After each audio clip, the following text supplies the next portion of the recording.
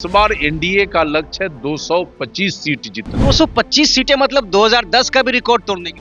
हर हालत में टूटेगा, हर हालत में टूटेगा। 55,000 से ऊपर वोट आया था और उस वोट में व्यक्तिगत स्तर पर 10,000 का इस 5 वर्षों में मैंने घाटी के लोगों का सेवा करके इजाफा किया है। नमस्कार, बिहार के लिए चुनावी साल 2025 आने वाला है। सियासी उथल पुथल से भरा रहा 2024।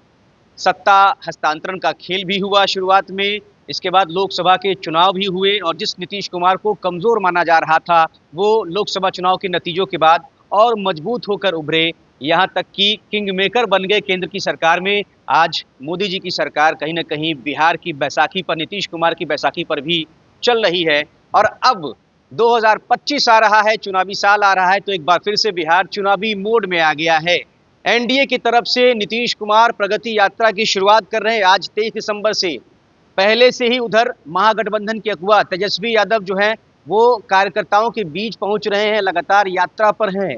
और तीसरा विकल्प देने के लिए प्रयासरत प्रशांत किशोर जनसुराज के साथ जो है लगातार मैदान में बने हुए अभियान के तौर पर 2 सालों से पदयात्रा कर रहे थे और अक्टूबर में उनकी पार्टी जो है बनी है। और जनसुराज तीसरे विकल्प के तौर पर जो है लगातार चर्चा में बना हुआ है। कई उपचुनाव हुए हैं और उसमें कहीं ना कहीं प्रभाव प्रशांत किशोर ने छोड़ा ज़रूर है। तो इन्हीं सब पे चर्चा करेंगे हम। हमारे साथ पूर्व मंत्री अजीत कुमार है, मुजफ्फरपुर की राजनीति में चर्चा में हमेशा रहते हैं। कांटी से पिछली बार निर्दलीय चुनाव लड़ा था आपने, लेकिन अब बीजेपी के नेता हैं। तो इस वक्त जो राजनीतिक परिस्थितियां दिखाई पड़ रही हैं, किस तरीके से देख रहे हैं? 2025 आने वाला है, 2024 तो काफ़ी उथल पुथल भरा रहा। 2025 भारतीय जनता पार्टी और एनडीए गठबंधन के लिए काफी शुभ रहेगा। बिहार में फिर से एनडीए की सरकार बनेगी और आदरणीय प्रधानमंत्री नरेंद्र मोदी जी का जो मिशन है सबका साथ सबका विकास, इस मिशन पर हम काम करते हुए आगे बढ़ेंगे और बिहार का जो ये स्वरूप है वो पहले से और अधिक निखरेगा और जो कमियां रह गई है उस कमी को पूरा करके अव्वल राज्य के रूप में हम बिहार को ले जाने के लिए आगे बढ़ेंगे। बीजेपी में आप आ चुके हैं। अब चर्चा ये है कि कांटी से क्या अजीत कुमार भाजपा के प्रत्याशी बनाए जाएंगे? लोकसभा चुनाव में काफ़ी एक्टिव रहे। अब कांटी को लेकर क्या तैयारी तो हम देख रहे हैं खूब चल रही है, टीम अजीत भी खूब लगातार जो है शोर कर रही है। देखिए, हम भारतीय जनता पार्टी का कार्यकर्ता हैं। एनडीए इस बार एनडीए का लक्ष्य है 225 सीट जीतना। तो पार्टी को निर्णय करना है कि उम्मीदवार कौन होगा। हम लोग सिपाही हैं नरेंद्र मोदी जी का। 225 सीटें मतलब 2010 का भी रिकॉर्ड तोड़ने की बात। हर हालत में टूटेगा, हर हालत में टूटेगा। और हम लोग आदरणीय प्रधानमंत्री नरेंद्र मोदी जी, अमित शाह जी का सिपाही हैं। हम लोग रण क्षेत्र में अभी से लग गए हैं और हम तो लगातार निरंतर लगे रहते हैं। और जहां तक कांटी का सवाल है, जब एक एक सीट जीतने का लक्ष्य है एनडीए का, तो जो जीतेगा वही ना लड़ेगा, ये क्लियर है। दलीय लड़े थे, 50,000 से ऊपर पिछली बार वोट आया था अजीत कुमार। 55,000 से ऊपर वोट आया था और उस वोट में व्यक्तिगत स्तर पर 10,000 का इस 5 वर्षों में मैंने घाटी के लोगों का सेवा करके इजाफा किया है। तेजस्वी यादव लगातार जो है लोगों के बीच पहुंच रहे हैं, सीमांचल का दौरा उन्होंने किया, कार्यकर्ता संवाद कर रहे हैं और नीतीश कुमार पर खूब बरस रहे हैं। कह रहे हैं कि नीतीश कुमार तो होश में ही नहीं है, छात्र आंदोलन कर रहे हैं और उनकी कोई सुनने वाला नहीं है। 4 लोग मिलकर सरकार चला रहे हैं, नीतीश कुमार को कोई पढ़ा नहीं, कुछ पढ़ी नहीं। देखिए, आदरणीय तेजस्वी प्रसाद यादव नौजवान हैं, स्वाभाविक है कि उत्साह अधिक है, लेकिन उनके बयानों को हम लोग गंभीरता से नहीं लेते। उनको न इस प्रदेश के प्रगति से कोई मतलब है, न उनको यहाँ के आम जन के विकास से कोई मतलब है।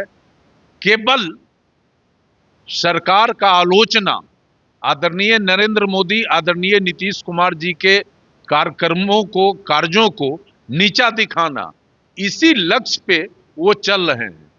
यदि उनके प्रति आम लोगों का, आम कार्यकर्ताओं का, सामाजिक कार्यकर्ताओं का झुकाव रहता, कोई बात रहता, तो पिछले पार्लियामेंट के चुनाव में जो बिहार में रिजल्ट हुए हैं वो एनडीए के पक्ष में थोड़े जाता।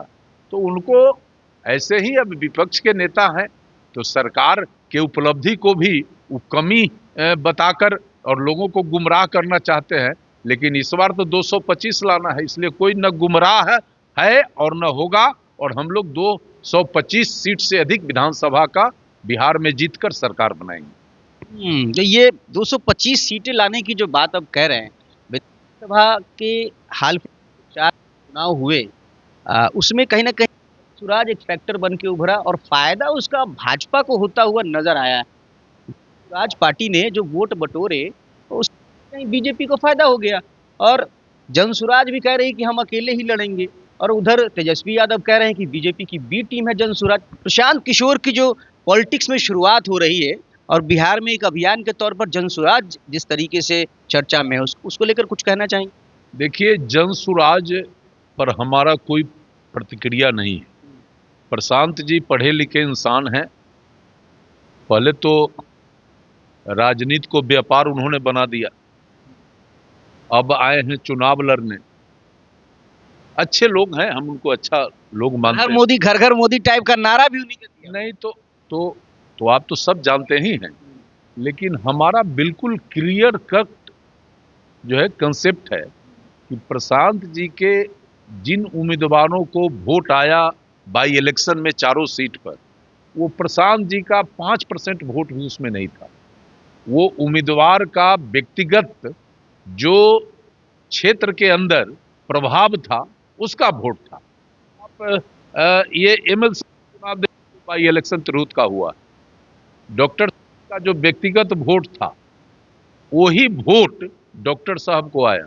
जनसुराज नाम पर हम नहीं समझते कि 10% वोट डॉक्टर साहब, तो मान लीजिए लोग खुशफहमी में जी रहा है तो उसमें कोई क्या कर सकता है। लेकिन बिहार के अंदर इस बार एनडीए भारी मत से सरकार बनाने जा रही है और कहीं कोई लाई लपेट नहीं।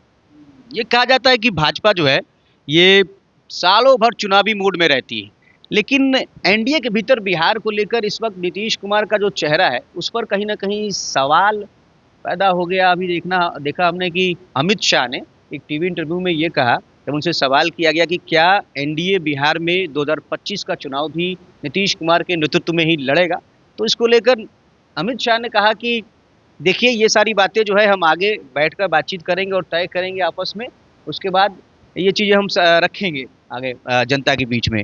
लेकिन बिहार में इस पर जो है बयानबाजी खूब हुई। दिलीप जायसवाल प्रदेश अध्यक्ष हैं भाजपा के, उन्होंने पहले कहा कि नहीं कोई संशय नहीं नीतीश कुमार के चेहरे पर, लेकिन जब वो जाते हैं, मीटिंग होती है, बातचीत होती है, तो उनके भी सुर बदल जाते हैं। ये कहा जाता है कि इस पर जो है आला कमान निर्णय लेगा, अभी हम तो छोटे कार्यकर्ता हैं। तो ये जो नीतीश कुमार को के चेहरे को लेकर जो बयानबाजी है, क्या बीजेपी की तरफ से आप लोग को भीतर खाने कुछ कहा गया, बोलना नहीं है क्या नीतीश कुमार के चेहरे पर? जेडीयू तो क्यों हालांकि कह रही है, अभी पोस्टर जारी हुआ है प्रगति यात्रा का, उसमें जेडीयू की तरफ से नारा जो दिया गया है वो ये है कि जब भी बिहार की बात हो नाम सिर्फ नीतीश कुमार का हो। देखिए, नीतीश बाबू लंबे समय से बिहार के मुख्यमंत्री हैं और ये बात 200% सही है। ईमानदार व्यक्ति हैं और बिहार के विकास में भारतीय जनता पार्टी के साथ मिलकर उन्होंने काफी कुछ काम किया है। और जहां तक नेतृत्व, किसके नेतृत्व में चुनाव होगा, यह विषय हमारा नहीं है। यह विषय पार्टी के शीर्षस्थ नेता तय करेंगे कि बिहार में किसके चेहरा पर चुनाव होगा। और जहां तक नीतीश जी का चेहरा है तो वो चेहरा तो बिहार के चौतरफा बिहार के हर कोने में नीतीश जी का चेहरा है। और मोदी जी, आदरणीय मोदी जी और भारतीय जनता पार्टी जो देश के पैमाने पर काम कर रही है और बिहार को जिस तरह प्राथमिकता में रखा है, माननीय मुख्यमंत्री जी के हर एक प्रस्ताव का जिस तरीके से भारतीय जनता पार्टी के नेतृत्व में जो केंद्र की सरकार है उस सारे प्रस्ताव पर मोहर लगा रही है, तो ये स्वाभाविक है कि एनडीए का सरकार बनना है और कौन नेतृत्व करेगा। हमारा तो नेता आदरणीय मोदी जी भी हैं, हमारा नेता अमित शाह जी भी हैं, हमारा नेता जेपी नड्डा साहब भी हैं और एनडीए के नेता नीतीश कुमार जी हैं। तो इन सब चीज़ों पर ऊपर से जो नेतृत्व निर्णय करेगा, और आज भी नीतीश जी के बारे में कल भी कई हमारे पार्टी के वरिष्ठ नेतागण ने कहा है कि नीतीश जी हमारे अगुआ हैं और बिहार में उनके नेतृत्व लोग आगे बढ़ रहे हैं। तो इस विषय में कोई संशय नहीं है, चुनाव में नीतीश जी तो एक बड़े फैक्टर होंगे ही होंगे बिहार में। हर साल दिसंबर में अजीत कुमार जिले में जो है जुटाते हैं लोगों को, जुटान होता है। और इस बार जो है सुने कि 29 दिसंबर को एक बार फिर कार्यक्रम करने जा रहे हैं। महाजुटान, हाँ, महाजुटान होगा। देखिए, ये परंपरा पिछले 32 वर्षों से कांटी में चल रहा है। आपको मालूम है कि 25 दिसंबर को भारत स्वर्गीय अटल बिहारी वाजपेयी का जन्मदिन, वह दिन संकल्प लेने का दिन है। और चूंकि 25 दिसंबर को कई कार्यक्रम हो जाते हैं, इसलिए वाजपेयी जी के जयंती के मौके पर मैं पानापुर हाई स्कूल मैदान जो कांटी विधानसभा क्षेत्र में है, 29 दिसंबर को रविवार, 29 दिसंबर रविवार को 11 बजे से कांटी क्षेत्र के एक एक भारतीय जनता पार्टी के कार्यकर्ता समर्थक का हम महाजुटान रखे हैं, जहां न केवल हम बीते साल के अपने कार्यों का समीक्षा करेंगे, बल्कि 2025 कैसे कांटी के लिए उज्जवल रहे, कैसे कांटी के लिए ये एक महत्वपूर्ण इलाका बना रहे, इसके लिए हम लोग एजेंडा तय करेंगे और उस दिन से फिर से 2025 के लिए हम संघर्ष शुरू कर देंगे। बीते साल हमने कांटी के विकास के लिए, कांटी के मान सम्मान के लिए, कांटी के लोगों को आगे बढ़ाने के लिए जो प्रयास किया, उसका प्रतिफल क्या हुआ, इस पर हम चर्चा करते हैं। और फिर अगले नए साल में हमारे टीम, हमारे लोगों का क्या भूमिका होगा, हम इस पर बात करते हैं। जो प्रयास हुए उसका प्रतिफल तो ये रहा कि ब्लॉक लोग घेराव किए, केस वेस हो गए, सबका क्या हुआ? केस होना अजीत कुमार के लिए कोई मतलब नहीं है और अजीत कुमार के साथियों के लिए भी कोई मतलब नहीं। हम जब सड़क पर उतरेंगे, हम जब संघर्ष करेंगे, हम जब अपनी मांगों के लिए लड़ाई लड़ेंगे, स्वाभाविक है कि कानून भी अपने तरफ से काम करता रहेगा। 1000 मुकदमा हो जाए, कोई परवाह नहीं है। परवाह है कांटी के विकास का, परवाह है कांटी के नौजवानों को रोजी रोजगार दिलाने का, परवाह है कांटी प्रगति के पथ पर आगे बढ़े, परवाह है कांटी के हर समाज के लोगों का मान सम्मान बना रहे। इसका मुकदमा का क्या प्रभाव हम पर रहेगा? और हम कोई अपराधी हैं और हमारे टीम के लोग कोई अपराधी हैं? हम जनता के सवाल पर लड़ते हैं। उसके बाद अगर हजारों मुकदमा हो जाए, हम उसको स्वीकार करेंगे, लेकिन जनता के सवाल पर जो लड़ाई का हमारा संकल्प है, वो आज भी है और आगे भी संकल्प मेरा है, उसके तहत लड़ाई जारी रहेगी। बहुत शुक्रिया। तो अजीत कुमार पूर्व मंत्री, बीजेपी के नेता हैं इस वक्त, और 29 दिसंबर को एक बार फिर जो रवायत रही है कि कांटी में दिसंबर में 25 दिसंबर के आसपास जो बड़ा दिन होता है, एक बड़ा मीटिंग रखते हैं अपने इलाके में। तो इस बार विधानसभा क्षेत्र में कांटी में ही पानापुर हाई स्कूल के मैदान में जो एक बड़ा कार्यक्रम भी रखा गया है, और साथ ही बिहार की राजनीतिक जो परिस्थितियाँ इस वक्त हैं उन पर भी हमने बातचीत की है, उस पर भी उन्होंने बेबाक तरीके से अपनी बातें रखी है। आपकी राय कमेंट में ज़रूर बताएं। बने रहें फ्रंट बिहार के साथ। शुक्रिया।